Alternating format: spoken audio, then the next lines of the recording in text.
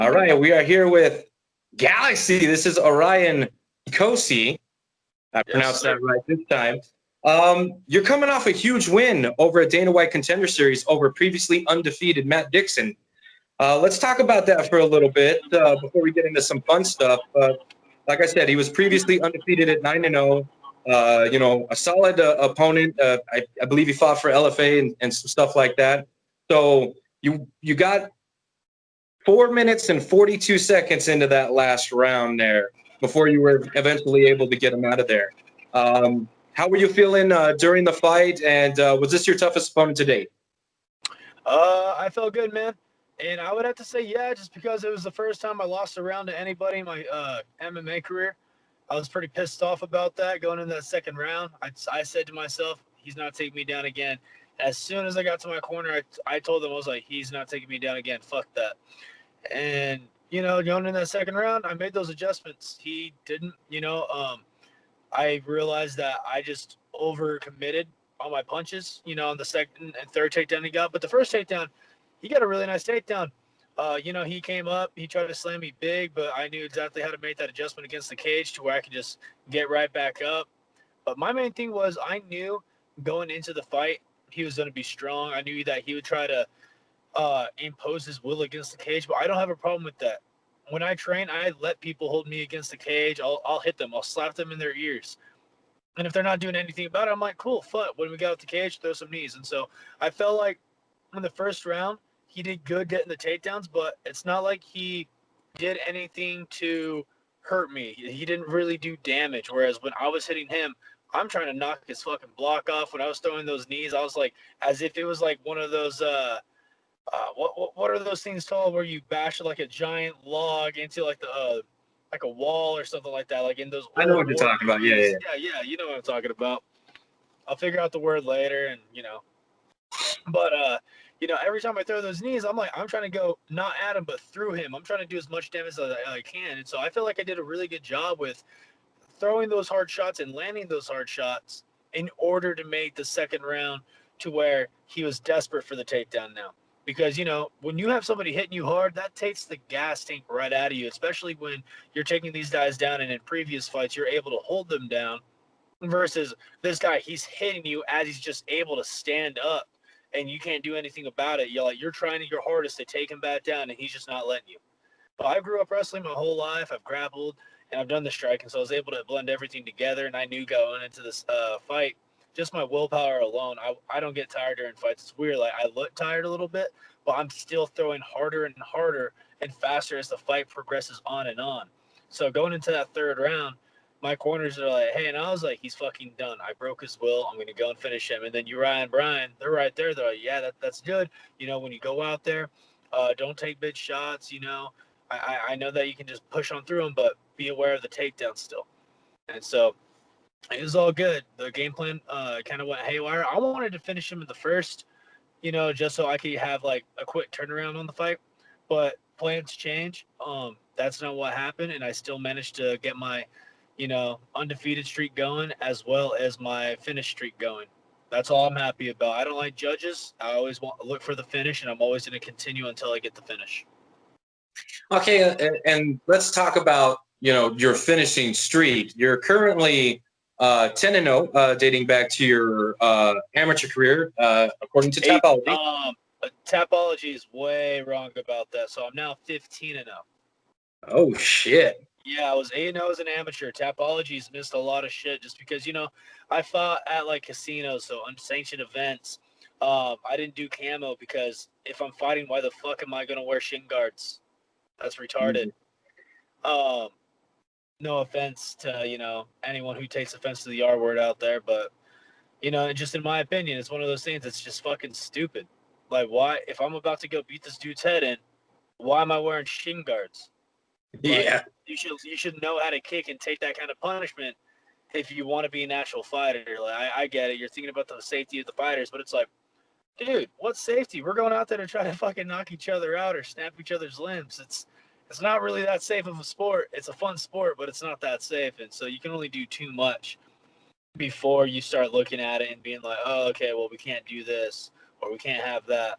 It's like knees to the ground opponent is dangerous, but you can elbow somebody and split their skull open on top of them. You know what I'm saying? It's one of those things where it's like eventually one of these days they'll understand that no matter what we do, you can't have fighting be completely safe even for amateurs. True, but the finishing streak, that's what I want to talk about is the finishing streak. Now, since I don't have the other the record that's not on Tapology, are all those other fights they're all finishes? Every single one of them except for the very first one, because the very first time I fought was in a like a not a round robin, but it was in like a bracket style tournament. And my very first fight, the guy actually he came up to me, and it was a 8-man tournament or a 7-man tournament. So the winner gets $1,000 for winning, but it's based off of if you fight once, you get $250. If you fight twice, you get $500. If you fight 3 times, you get $1,000. Okay. And I was like, all right, cool, that's awesome. You know, 250 to fight, you know, per fight, because you're paying $25 to enter the tournament. Okay. And then obviously sponsors and stuff like that, they'll pay like the whoever's holding the promotion. So it was So You Think You're Tough because you want to fight promotion, held in Trinidad, California. My first fight was against this guy at 185 pounds because my brother wanted to fight at 170. It was just our, you know, whatever it was. And I go out there and I think I got like 7 or 8 takedowns, and I was just beating this dude up.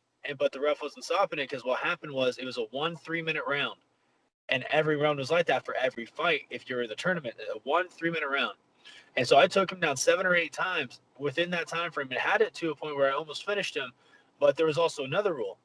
It's only 30 seconds on the ground. And so, yeah, like I was letting him back up, taking him back down, hitting him, getting on top. He would like explode out. He'd get back up. I'd follow up with punches, duck under, take him down again. And one judge scored it for the other guy. He didn't land a single punch, a single strike on me the whole fight. But I won by split decision somehow. And the promoter came up. He's all, we just fired that judge immediately. We already have a backup judge. And I was like, all right, cool, like whatever. But ever since that fight, man, I finished every single fight. And that's one of the reasons I say, fuck judges. They're fucking worthless. Because of the fact that you have shit like that, man. It's like, he didn't land a single strike on me. He didn't take me down a single time. And I was dominant the whole entire 3 minutes. And the judge said, nah, I don't feel like he did enough to win that round. I feel like the other guy did more. It's like, what did he do more besides get fucking hit in the face and slammed to the ground multiple times? So that's ridiculous. Yeah, no, but ever since then, and then like the next fight after that, I fucking knocked out dude. But you know, I've nonstop have finished all my fights. I've never had it once go to the judge after that. And that second one was the championship fight when I finished with a knockout too. Afterwards, they're like, "Hey, so we know that your first opponent forfeit against you, and we heard that he came up and actually told you he was in a forfeit because he doesn't want to fight you." And I was like, "All right, so I still get 1,000." They're all, "Well, no, but we're not just only going to give you 500. We're going to give you 750." So I was like, I'm kind of happy about that, you know, like because Okay. you know it wasn't my fault the guy forfeit. So I took it. I was like, you know, all right, that's cool. But I was like, fuck, that's an extra 250 I could have had. Right. It's All right. good, though. So yeah, so you're wrestled your entire life. So tournaments and brackets and stuff like that, that's not new for you.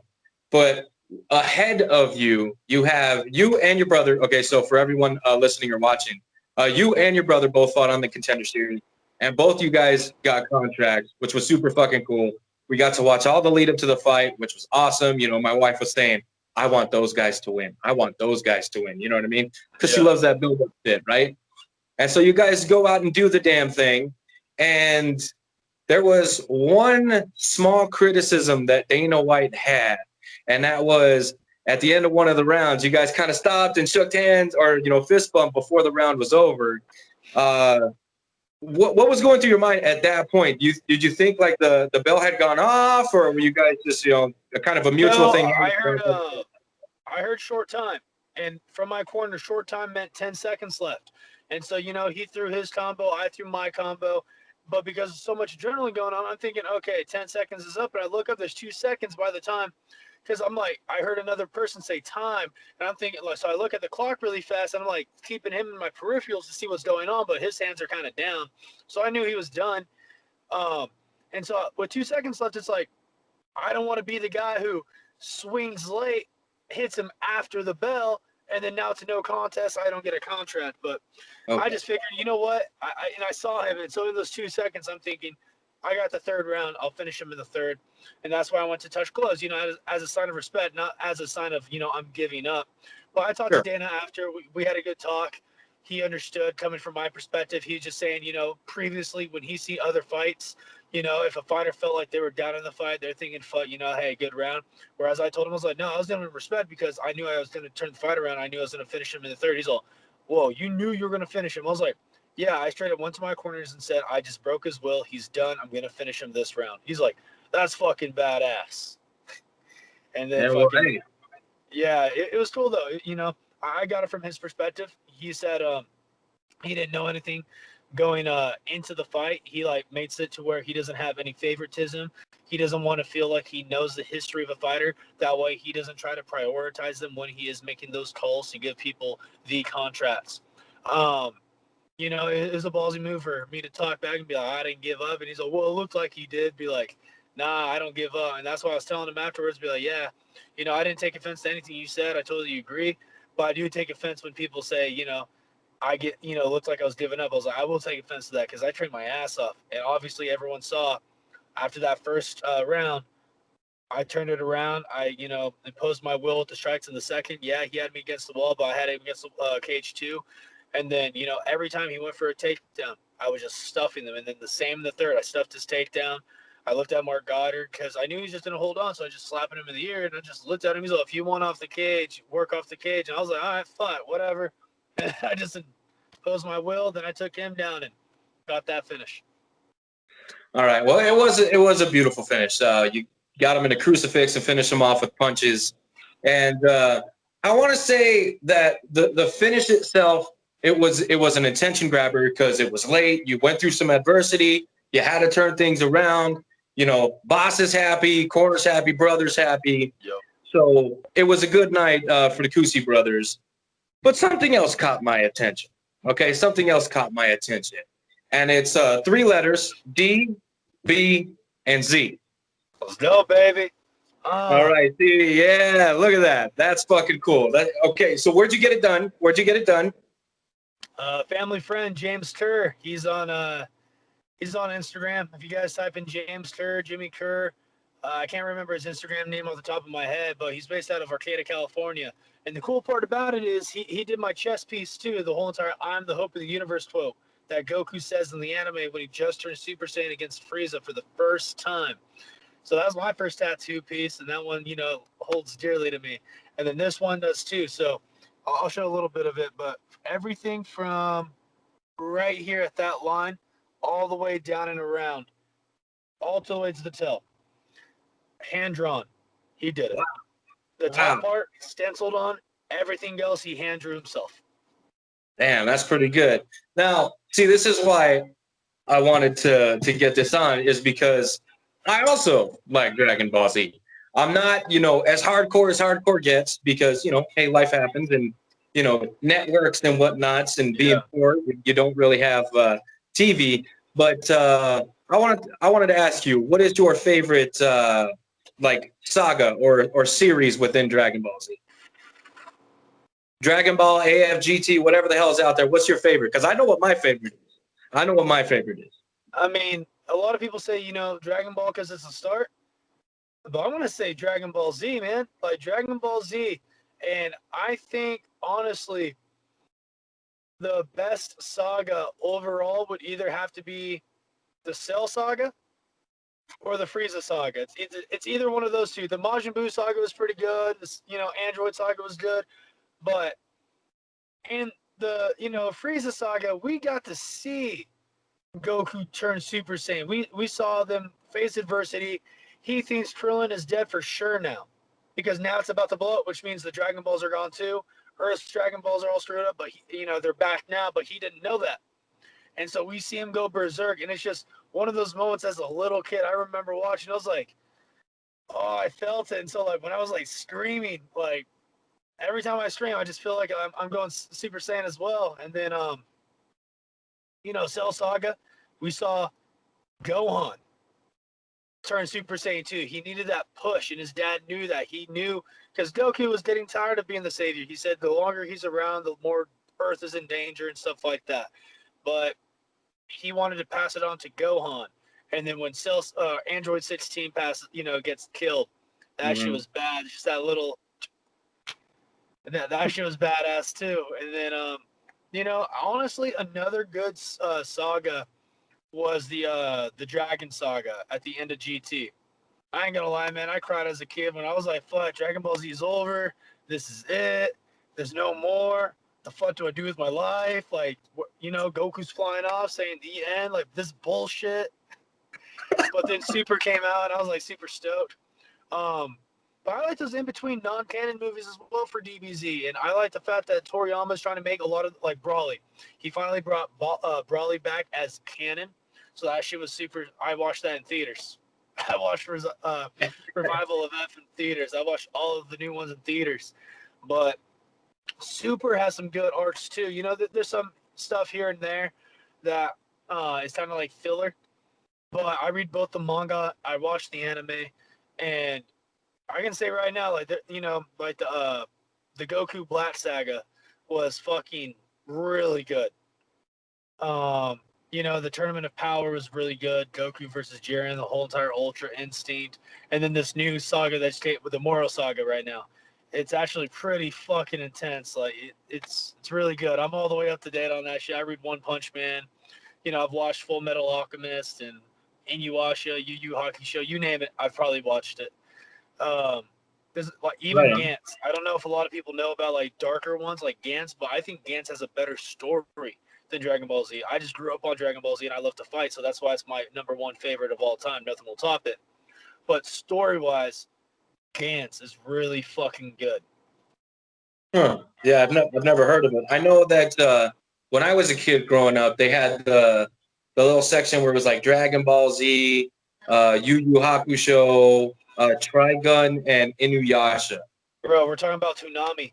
That was the shit. Yeah, okay, there you Toonami go. was the shit. Yeah, see, there you go. And I liked the Yu Yu Hakusho. That's the one with the big dumb redhead, right? Yeah, the big dumb redhead, and then he's a spirit gun shit. That's Kuwabara or some shit like that. Yeah. See, my memory's not too good, but I remember that big dumb red guy. He was my favorite character in that show.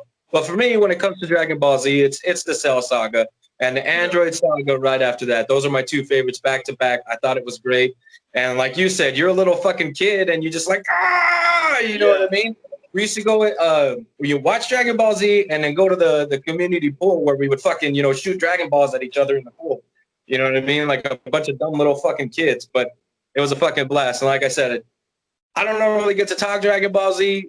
So, my wife doesn't watch it. My brothers, they're off doing their own thing. So it was cool to get to share that a little bit. But definitely Cell Saga, that's number one for me. Oh, of course. I already told my fiance, like, before we get married, I'm making her watch everything from Dragon Ball Z. She'll watch Dragon Ball GT because, you just have to. It's a part of the series, and now it's non-canon, alternate timeline. But then I'm going to make her watch everything Super has done so far. Like, I'm not going to make her read the manga and stuff like that, but I'm going to make her watch all that because, that's my fiance. My wife better be like my Chi-Chi. That's all I said. But she can. Yeah, So it's cool, The way I saw it was, if I'm like Goku, I got to find my Chi-Chi. So I ain't going to get married till I find my Chi-Chi. But I just like to train, man. I like to train. I like to work out. I like to beat people up. And I like to grab down on some good food. All right. So what was the victory meal after your fight over at Danny White's Contender Series? We actually went to my manager's place. My brother and I, we got to run it, because our women were there back at the pad. Our team was there. And it was Mediterranean food. But it was bomb-ass Mediterranean food. And then we had some drinks, and we were watching the fights. And it was just a really, really good time. I think it was more so because by the time we got out, not a lot of restaurants were open. So the next day we went to Hell's Kitchen. We checked out a couple of different restaurants, and we were just enjoying ourselves. I wish more That's good. shows were open though. Vegas needs to fucking open back up. I want to go and take my lady to like a Cirque du Soleil show.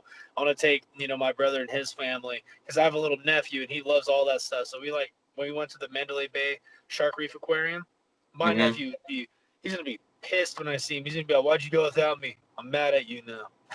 I don't want to share with you anymore." I'd be like, "Come on, man, blame your dad for that one." Yeah.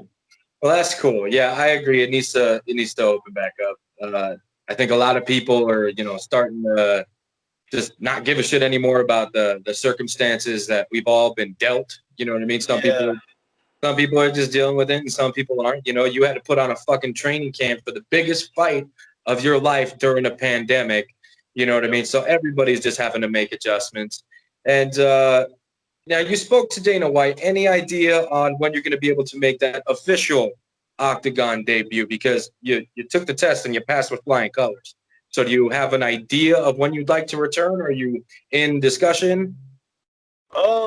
NSAC made it to where I have a 30-day suspension after the fight. The only thing that's a little sore is my foot. That's about it though. And that's from like throwing a kick, and I think he checked it with his elbow or something. But Mhm. that's about it, man.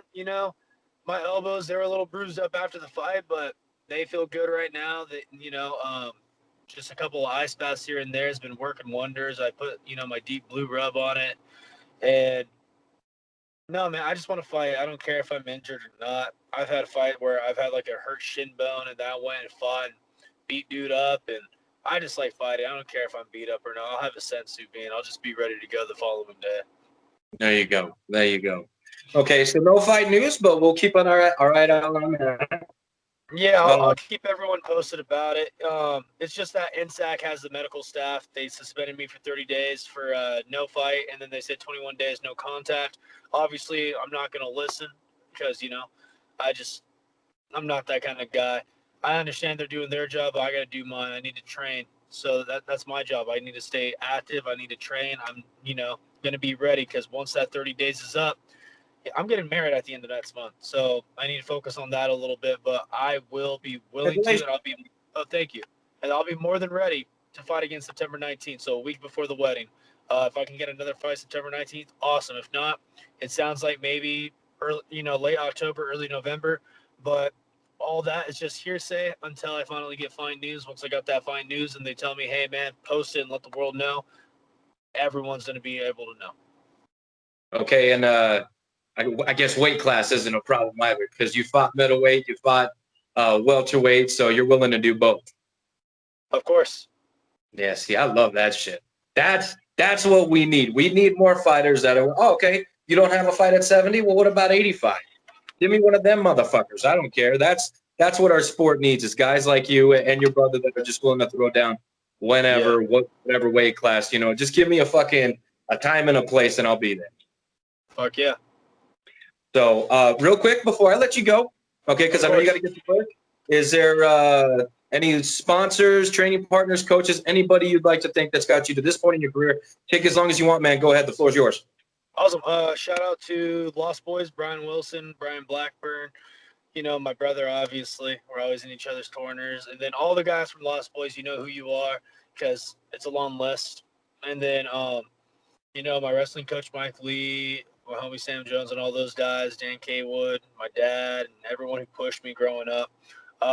Team Alpha Male, all those guys, Uriah Faber, Holdsworth, Last Call, Rodriguez, all those guys. And then here at my workplace, I got James Sandman Irvin as my striking instructor. I got Justin Wall to help me with some mitts and stuff like that too. Bill Roshman for my strength and conditioning. It's fun to pick his brain where he gets to pick my brain because he's used to training not MMA guys, and so I'm an MMA guy, so it's fun because I get to battle it out with him. Like, hey, this is gonna work. I know it is, and he's thinking, well, baseball, and I'm like, fuck baseball. And he's like, no, fuck you, because he's a baseball guy. So it's always fun. He's a homie. Sponsors, though, I got, let's see, Louis Galindo and Kai with Get Right. I got Arroyo Chiropractic, B&BC Trucking, Steph Dalkey of doTERRA. She's one that hooked me up with all the oil, so like the lemon water was helping me with my weight cut because, let's face facts, no one likes unflavored water while they're cutting weight. And instead of putting having to go to the store and buy actual lemons, I was able to put 1 or 2 drops, and it flavored my whole entire gallon of water for the day. And it actually helped detox my body even faster. So if people are interested, contact Steph Dalkey or DM me if you guys want to. Social media is at Galaxy Cosce on both Instagram. I barely use Twitter compared to Instagram. I think people should just cancel Twitter. Hashtag cancel Twitter, people. You know, I'm about to go like South Park and be like, hashtag cancel Orion Cosce in a second. But no, man, I'm just grateful for everybody who's in my corner, and then all future sponsors and stuff like that. I'm grateful for my management, Iridium Sports. You know, they've been a huge help in getting that fight. I told them, don't get me a can. They could have got me, you know, somebody I could have easily beat. And I told him going into the fight, because they offered a few fights, and I was like, get me the best fucking fighter available. I want the top person. And Matt Ditson was a top person, you know, and then shout out to him too. I hope he's having a healthy recovery. I look forward to seeing how his career goes, and I look forward to seeing him again in the future. You know, he was good about the loss, and I like his. I'm not gonna say he gave up, you know, because I'm not gonna say he did. I don't think he did. I just think that he finally ran into somebody who was just training harder and was too dumb to lose. You know, and it was just somebody new that he's never faced before. But yeah, shout out to him and his camp. But hopefully he's back on the grind right after and able to get those wins rounded up so he can get into the UFC. Because, again, I do feel like I'm going to see him at the top of the sport alongside with me, and I feel like we'll have another fight here soon. All right. Well, hey, man, that's pretty fucking cool of you to give your opponent some props. Again, I want to thank you for giving me some time, giving me some Galaxy time. It was cool to sit here and talk about your win, talk about some Dragon Ball Z. Yeah. You know what I mean? Always a good time. And as soon as you get some fight news, let me know. I'll put it out. I'll help you put it out there for the world to see. And maybe we can get you on again, either pre-fight to, talk about the opponent beforehand, or, talk about your win afterwards. Fuck yeah, let's do both. All right, man. I'm so down. All righty. Take care. I got to get back inside now. Yeah, go do your thing. Thank you.